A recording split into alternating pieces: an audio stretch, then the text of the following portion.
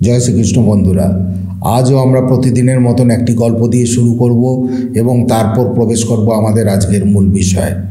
এক গ্রামে বাস করতেন রঘু নামের এক যুবক। রঘু ছিলেন খুব পরিশ্রমী, কিন্তু তার মধ্যে একটি অদ্ভুত রাগ ও হতাশা ছিল।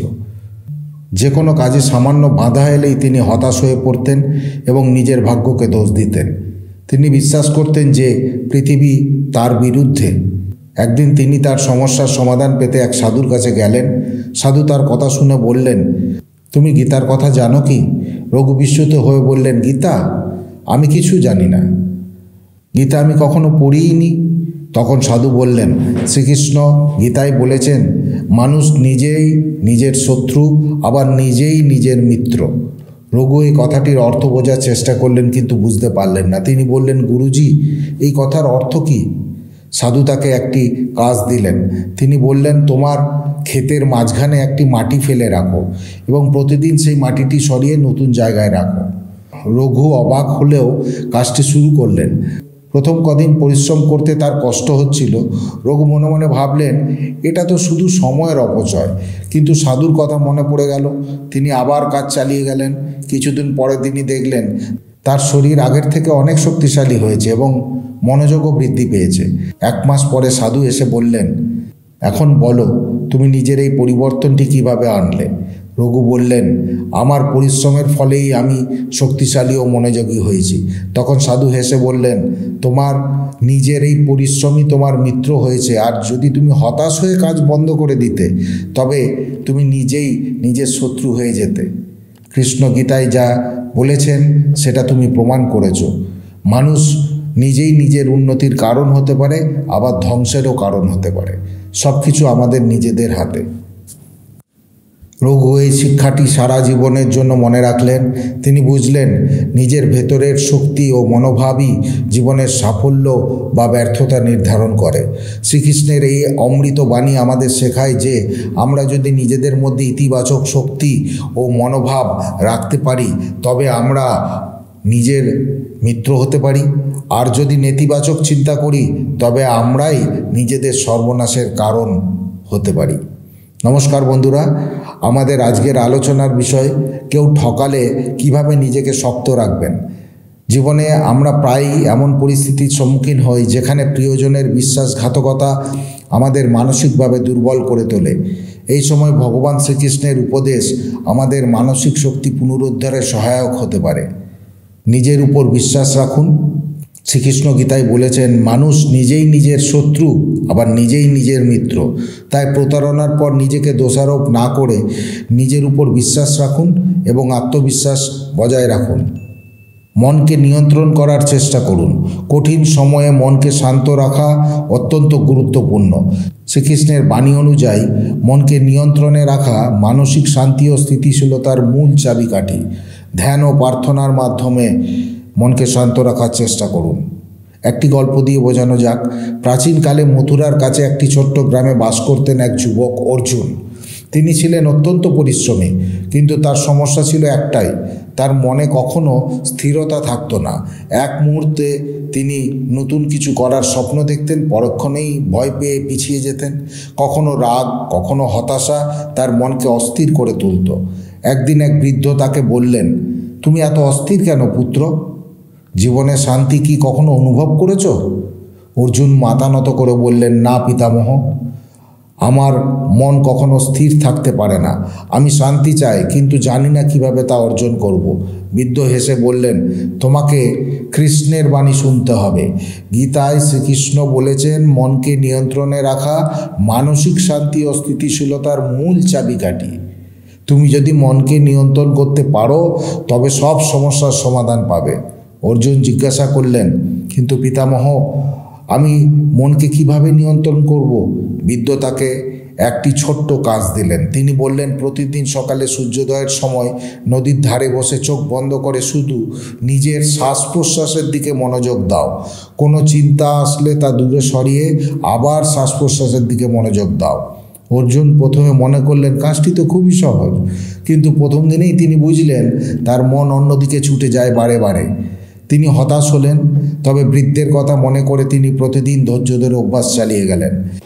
1 মাস পর অর্জুন লক্ষ্য করলেন তার মন অনেক শান্ত। তিনি নিজের কাজে বেশি মনোযোগ দিতে পারছেন। যে কাজগুলো আগে অসম্ভব মনে হতো সেগুলো সহজ মনে হচ্ছে।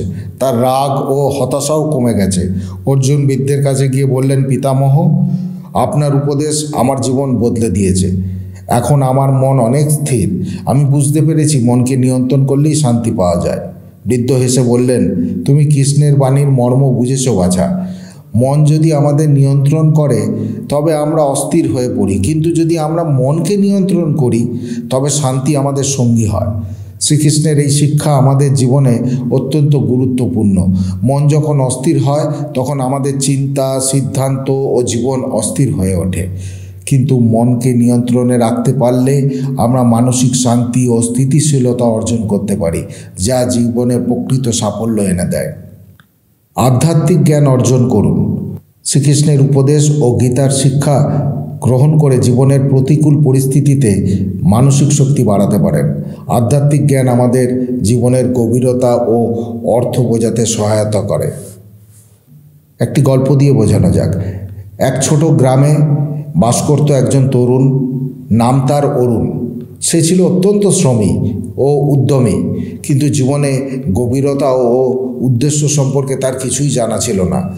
জীবনের একান্ত লক্ষ্য কী, তার পথের সঠিক দিশা কোথায়, এসব প্রশ্ন মাঝে মাঝেই তার মনকে ব্যাকুল করে তুলত। একদিন গ্রামের এক পুণ্যবান সাধু অরুণের সামনে এসে দাঁড়ালেন। সাধু ব্যক্তির চেহারা ছিল শান্ত এবং তার চোখে এক ধরনের গভীরতা ছিল যা অরুণকে আকৃষ্ট করেছিল। সাধু তার দিকে তাকিয়ে বলল, তুমি কি জানো তোমার জীবনের উদ্দেশ্য কী? অরুণ একটু বিব্রত হয়ে বলল, আমি জানি না সন্ন্যাসী ঠাকুর। আমি শুধু কঠোর পরিশ্রম করি, কিন্তু মনে হয় জীবনের কোনো গভীরতা নেই। সাধু হেসে বললেন, যদি তুমি জীবনের অর্থ ও উদ্দেশ্য খুঁজে পেতে চাও তবে তোমাকে আধ্যাত্মিক জ্ঞান অর্জন করতে হবে। শ্রীকৃষ্ণ গীতায় বলেছেন, জ্ঞানই জীবনের সত্যতা ও গভীরতা উন্মোচন করে। অরুণ আরও আগ্রহী হয়ে জিজ্ঞাসা করলেন, আধ্যাত্মিক জ্ঞান কিভাবে জীবনের গভীরতা বোঝাতে সাহায্য করবে? সাধু একটু থেমে বললেন, আধ্যাত্মিক জ্ঞান আমাদের বুঝতে সাহায্য করে যে আমরা শুধুমাত্র দেহ নয়, বরং আত্মাও। আমাদের আধ্যাত্মিক সত্য উপলব্ধি করলে আমরা জীবনের প্রতি দৃষ্টিভঙ্গি পরিবর্তন করতে পারি। জীবনের আসল উদ্দেশ্য, দুঃখ ও সুখের প্রকৃত মানে সব কিছু আমাদের সামনে তখন স্পষ্ট হয়ে ওঠে। সাধু আরও বললেন, যেমন কৃষ্ণ গীতায় বলেছেন, যিনি আত্মাকে জানেন তিনি জীবনের প্রতি শান্তির দৃষ্টি রাখেন। জীবনে কঠিন সময় আসবে, কিন্তু যদি তুমি আধ্যাত্মিক জ্ঞান অর্জন করো তুমি তখন বুঝতে পারবে যে এই পৃথিবী একটি অস্থায়ী স্থান। আমরা যে কঠিন সময় পার করি তা শুধুমাত্র আমাদের আত্মার পরিপূর্ণতা অর্জনের জন্য। অরুণ একটু ভেবে বলল, তাহলে আধ্যাত্মিক জ্ঞান অর্জন করলে আমি জীবনের প্রকৃত উদ্দেশ্য বুঝতে পারবো? সাধু হাঁটু মুড়ে বসে বলেন, হ্যাঁ, আধ্যাত্মিক জ্ঞান তোমাকে নিজের অন্তরের দিকে নজর দিতে শেখাবে। তুমি উপলব্ধি করবে পৃথিবী যেভাবে চলে তার চেয়ে অনেক গভীর কিছু আছে। আধ্যাত্মিক সত্য যা আমাদের শান্তি ও সুখের মূল। অরুণ এরপর সাধুর উপদেশ অনুসরণ করে আধ্যাত্মিক সাধনের পথে এগিয়ে গেল। দিন দিন সে নিজেকে আরও গভীরভাবে বুঝতে পারল। তার অন্তরে এক অদ্ভুত শান্তি অনুভূত করতে শুরু করলো। তার কাজ, সম্পর্ক এবং জীবনের প্রতি দৃষ্টিভঙ্গি বদলে গেল। একদিন অরুণ সাধুর কাছে ফিরে এসে বলল, পূর্বে যা আমি জানতাম তা ছিল ভুল। আজ আমি বুঝতে পারি আধ্যাত্মিক জ্ঞান অর্জন করলে জীবনের প্রকৃত অর্থ বুঝতে পারা যায়। আমি জানি জীবনের এই পথেই আমি শান্তি ও সুখ পাব। সাধু হেসে বললেন, তুমি সত্যিই জ্ঞানের দিকে অগ্রসর হয়েছ। জীবন তখনই সুন্দর হয়ে ওঠে যখন আমরা আধ্যাত্মিক জ্ঞান অর্জন করি এবং পৃথিবী ও আত্মার সম্পর্ক বুঝতে পারি। শ্রীকৃষ্ণের বাণী অনুযায়ী আধ্যাত্মিক জ্ঞান আমাদের জীবনের প্রকৃত উদ্দেশ্য এবং গভীরতা উপলব্ধি করতে সাহায্য করে।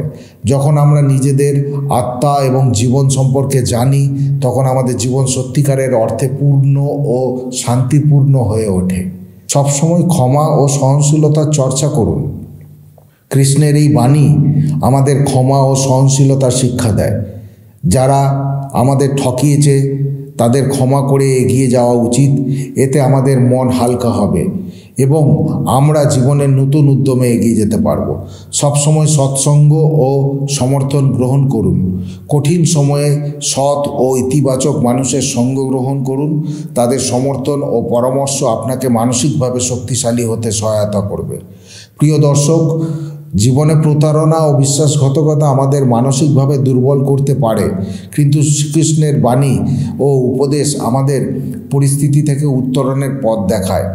নিজের উপর বিশ্বাস রাখুন, মনকে নিয়ন্ত্রণে রাখুন এবং আধ্যাত্মিক জ্ঞান অর্জনের মাধ্যমে জীবনে এগিয়ে যান।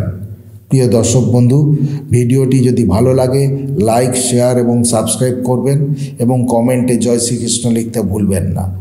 শ্রীকৃষ্ণের আশীর্বাদ সদাই সর্বদা আপনাদের উপর বিরাজিত থাকুক। জয় শ্রীকৃষ্ণ। রাধে রাধে।